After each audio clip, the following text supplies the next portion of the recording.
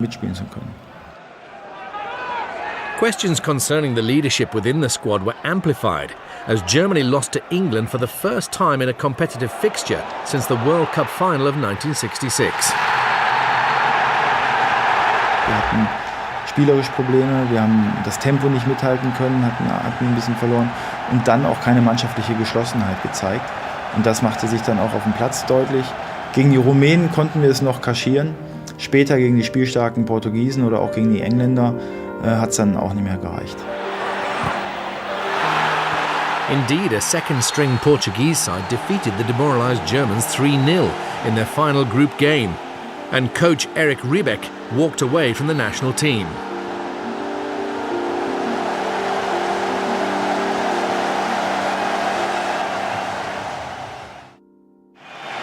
England's win against Germany left them with a good chance for qualification.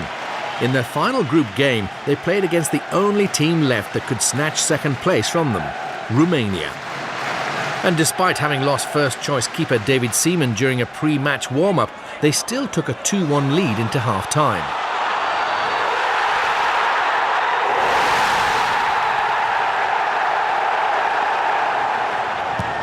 Romania fought back after the break, and a poor clearance from stand-in keeper Nigel Martin gifted the opportunity to bring the sides level.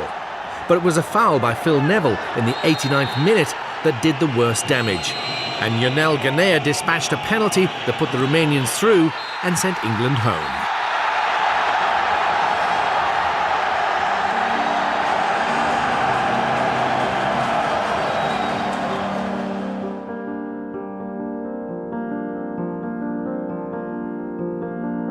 Following Real Madrid and Valencia's dominance of the season's Champions League, Spain arrived at the tournament with great promise, and they were joined in Group C by Yugoslavia, and two finals debutants, Norway and Slovenia.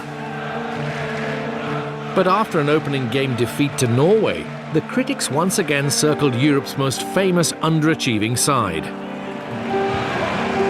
And it seemed Yugoslavia would suffer a similar fate in their first game, until 3 goals in 5 second-half minutes, including a brace by Savo Milosevic, helped salvage a remarkable draw after being 3-0 down against newcomers Slovenia.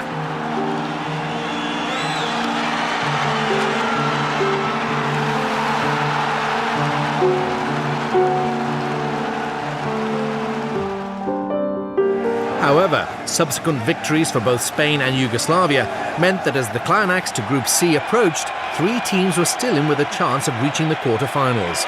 So, as Yugoslavia met Spain, it seemed to be a case of winner takes all.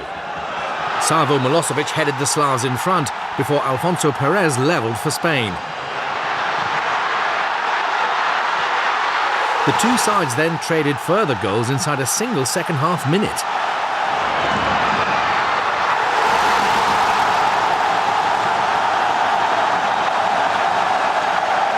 And with just 15 minutes remaining, it seemed the Spanish were on their way home as Yugoslavia made it 3-2. But Spain were not finished yet. A foul on Raul Bravo gave the Spanish a penalty, which Gaizka Mendieta dispatched to bring the teams level. And as the clock ticked down, Alfonso smashed home their third, capping a remarkable victory and sealing top spot for the Spanish.